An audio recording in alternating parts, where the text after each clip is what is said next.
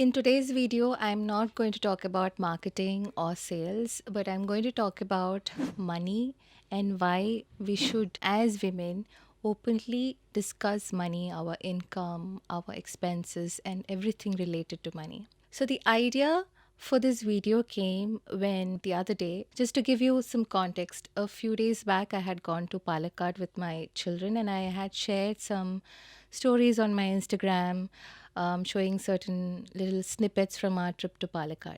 So, when I was sharing these stories, I received a few DMs asking me about the trip, like the expenses, where did we stay, how much did it cost, and all of that. So, once I was back in Kochi, my hometown, I shared the details about the trip with a breakdown of expenses and everything. So, I took it a step further by saying that I paid for the trip from XYZ or from the income that I earned from XYZ.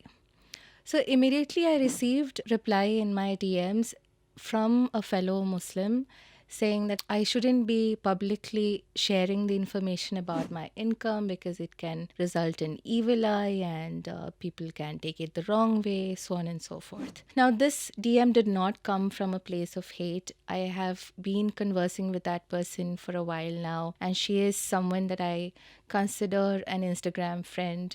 So there was no hate here. It was completely from a place of good, or she had a good heart basically when she was communicating her opinion about it. Now, the thing is, I have been at the receiving end of a lot of comments like these, whether polite, respectful, and even from a place of hate or I don't know, jealousy as well, when I openly talk about money. Now, my perspective when it comes to indulging information like these online is only and only to educate, empower, and encourage women like me who are married with children to have an income of their own. I recently walked out from, if you have been following me on Instagram, you probably have heard or understood about my divorce.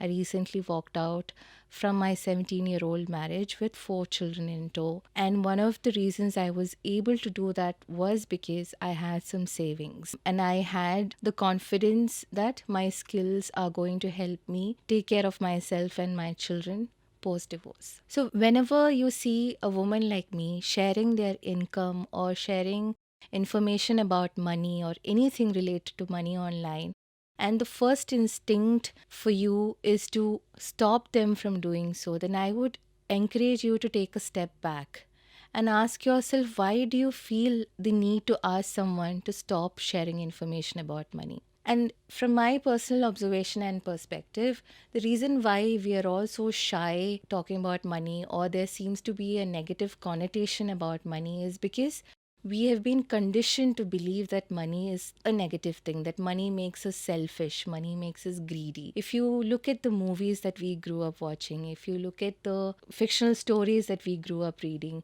you would notice that a lot of times the anti hero or the anti heroine are wealthy people who sort of became extremely power crazy, or they are into money mongering or fear mongering because they have the power of money. So when we are growing up itself, we are hearing a lot of negative things about money.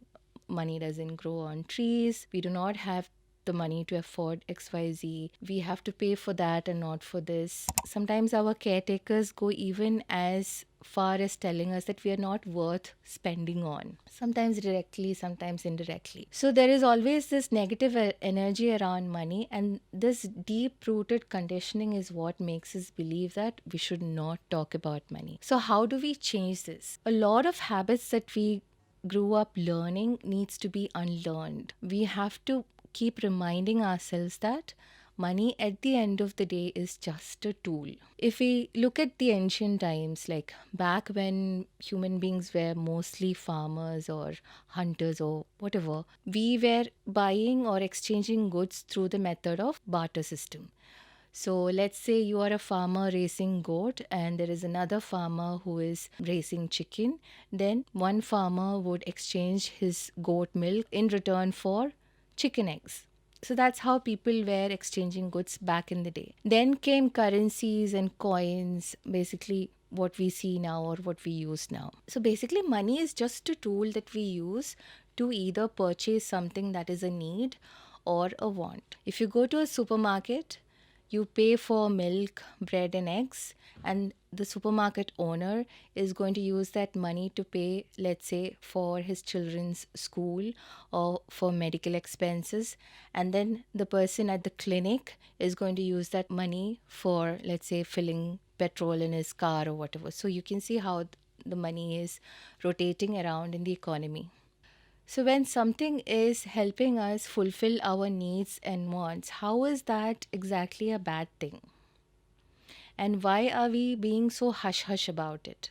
A common thing I get to hear when I am talking about money, whether on social or in person, is that, but Neelu, nobody taught us how to manage money or nobody taught us how to earn money. And I completely agree. Our schooling system does impart education and does teach us certain things, but it does fail when it comes to teaching us how to earn money and then how to manage the money that we are earning.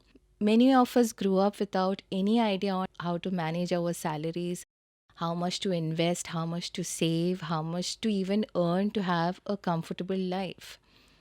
However, we are living in a day and age where there is a lot of information around us. There are content creators on YouTube, on Instagram who are educating us with valuable information about money. So we can't really use that excuse of, oh, but I don't know, or nobody taught us. That excuse has sort of died with the birth of digital media and the kind of information that we have access to. Anyhow, coming back to my point, the more women talks publicly about money, how much she's earning, how much she's investing, the more it is going to encourage other women to earn, invest, save as well. And honestly, when you see someone publicly sharing how much they have earned, instead of shaming them by bringing in religious beliefs or cultural beliefs, I encourage you to actually appreciate and applaud them for being brave to talk about things that are generally considered taboo. That's all from me today. Thank you so much for being here, and do subscribe to my channel for future videos.